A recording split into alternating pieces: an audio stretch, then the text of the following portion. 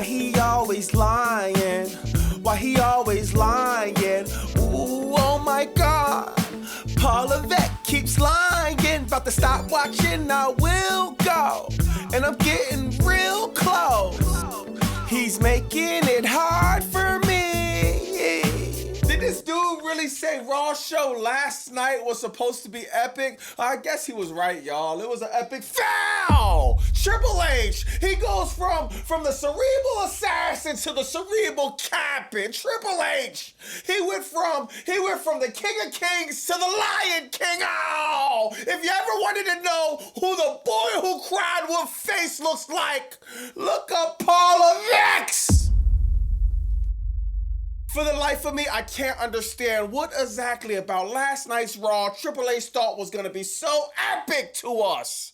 Was it Rhea Ripley and Io Sky versus Charlotte Flair and Alexa Bliss, a tag team match no one asked for or cared about women's tag team titles no one asked for or cared about? Or was it LA Knight versus Gunther? Sure, LA Knight won, great. The bad part is LA Knight has a 0.0000001 chance of beating Gunther next week in the finals. Of course, almost every fan, almost every person I see watch this product wants LA Knight to win, but no, guaranteed to lose to Gunther. They had it booked. Everyone knows it. We seen it coming a mile away. Or was it Jey Uso, aka Baby Uso, doing the whole wah, wah, wah, crying, having a temper tantrum like he's 3 years old. Somebody give him a bottle, change his diaper, and tell that brat to shut up! They keep having Jey Uso teasing to go heel, then never go heel. I'm just over it. Speaking of lying and Jey Uso, did y'all see this post, man? He's asking fans to stop touching him. It happens 38 times a day. So you mean to tell me, Jey Uso, fans are bum rushing you,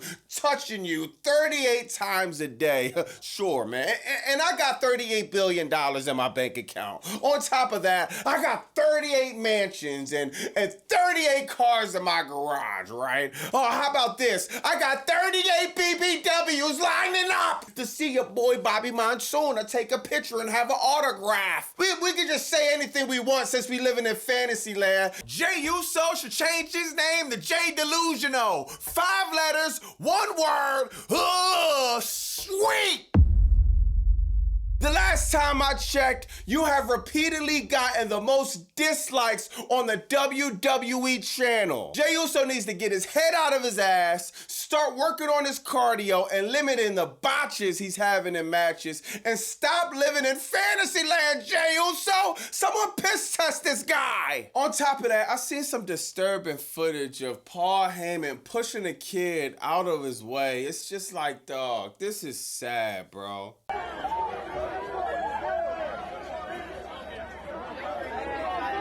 Let me know in the comments what y'all think about that. If you ask me, I think Paul Heyman looks like a clown pushing the kid out the way. You don't get no points for that. We don't think you're staying in character. Kayfabe is dead. You ever hear of the show Unreal on Netflix?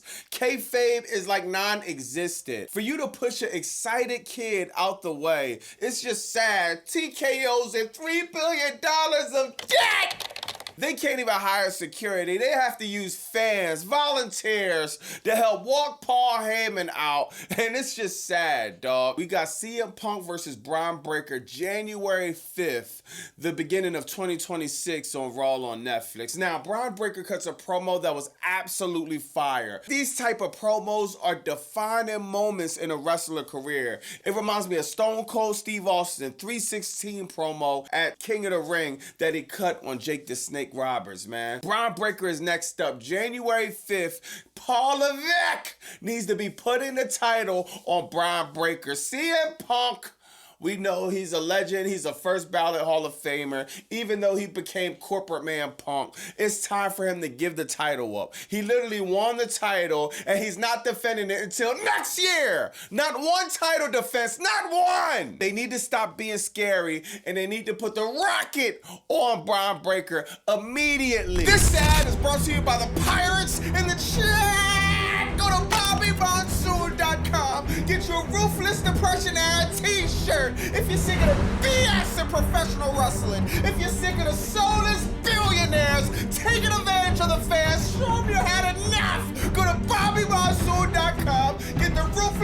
extraordinaire t-shirt then, now, and never again. Now, Raw started off with Io Sky and Rhea Ripley, and I'm like, oh my God, epic! I'm so sick of Rio Ripley, Io Sky, whatever you want to call them, dog. This storyline sucks so bad, man. It would be so much better if Rhea Ripley just turned on Io Sky and was heel and was the badass Rhea Ripley that feuded with Liv Morgan. We went from that type of Rhea Ripley to she can't keep her hands off of Io Sky. She can't stop hugging Io Sky. I love Io Sky. Oh my God. Rhea Ripley cuts a promo saying how she wants a shot at the tag team titles. Charlotte Flair, Alexa Bliss come out. They have a match in the main event. Now, this was the biggest indicator that tonight is gonna be anything but epic, man. The first segment should have started off with the masked man. You should have had Adam Pearce come out,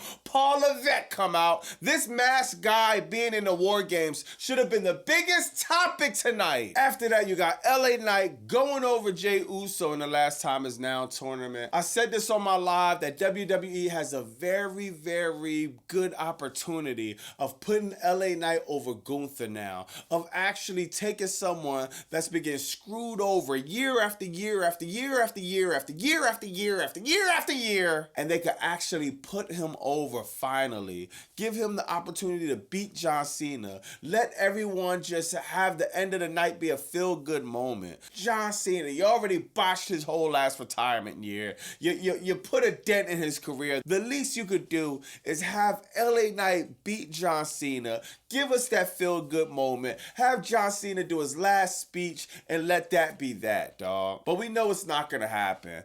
Gunther's going to beat LA Knight next week, and now we're going to be stuck with Gunther beating John Cena, and the whole thing just being anticlimactic, man. After the match, Jey Uso has a temper tantrum like he's 3 years old in the ring, throwing stuff around, crying all around. They're trying to put it like he's gonna turn heel. No one cares, dog. Next, you got the Judgment Day coming out. Dominic Mysterio, this dude looking like a star, man. He introduces Liv Morgan. Liv Morgan comes out, cuts a promo. Judgment Day just say a whole bunch of nothing, though. Like, I'm so sick of the Judgment Day. It's just the same redundant storyline. Liv Morgan could have came back and became babyface. She could have came back and just had a whole new character, a whole new outlook. Even if she was gonna still be with the Judgment Day, it was just like, I don't know, dog. She could have did it so much differently. But now we got the same exact Liv Morgan coming in that we left with. Next, you got Dragon Lee and AJ Styles versus The New Day, probably one of the most underwhelming matches I've ever seen in my life. Oh, Bobby Monsoon! AJ Styles, Dragon Lee was so great. Dog, who cares, bro? They have no storyline with The New Day.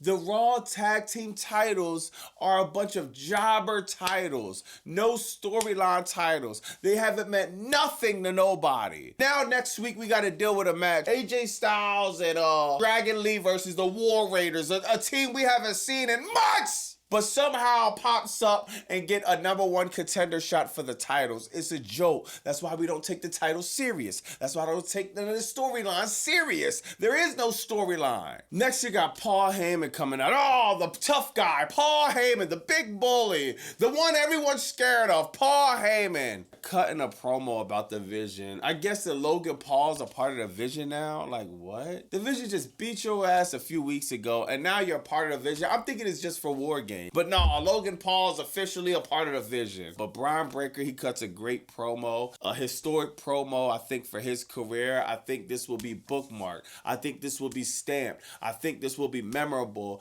as far as Brian Breaker arc, his trajectory going up. The promo that he just cut on Raw will be a highlight of the beginning of something that could be potentially great if WWE doesn't screw it up like they screw everything else up. Let me know in the comments what y'all think about Brian Breaker promo, though. Next, you got Gunther versus Solo Sikoa, but there was no Bachelor, no Jeff Nah, but there was Hakuna Matata!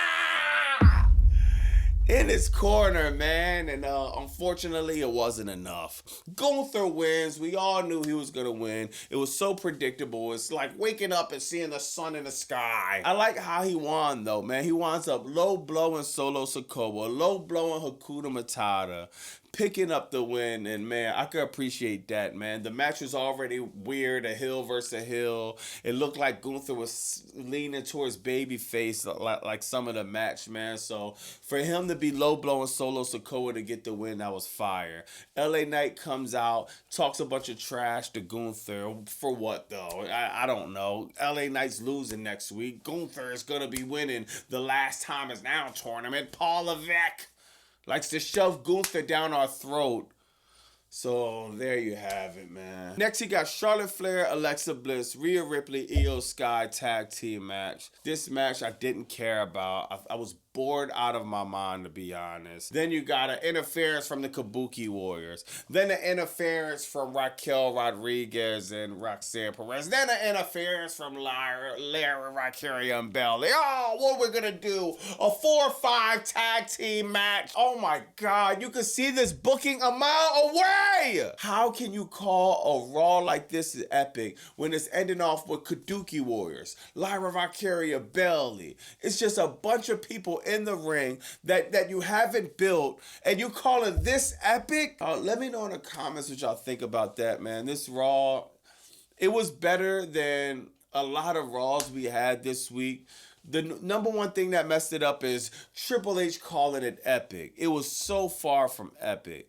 We had a few good spots tonight. I feel like LA Knight winning, that was cool. I feel like Braun Breaker promo, that was fire. Oh yeah, then you got Natty, the low-key legend, man. She had a fire vignette with Maxine Dupree. She will be making her thing on the main roster, her appearance, her debut as Natty, the no-key legend on the main roster. Y'all know I've been calling for that. This woman's a bona fide badass. So when she gets on the main roster, I'm expecting I got high expectations. I'm expecting gold to be put around her waist very, very fast. Let me know in the comments what you think about that. Wednesday, we got Dynamite. I'm going to see y'all Wednesday on Dynamite, man. Once again, I got high expectations for Dynamite, man. We got Samoa Joe, Eddie Kingston in a face-off, man. And, you know what I mean? I'm interested to see how Dynamite going to be booked. Raw was not epic. Raw was like barely like a 3 out of 10. I don't know, bro. It's just such a boring show, man. Nothing's ever gonna change. I don't know. Let me know in the comments what y'all think about that, though. I'll holler at y'all Wednesday. It's Bobby Monsoon 215. Like, comment, subscribe. Bah!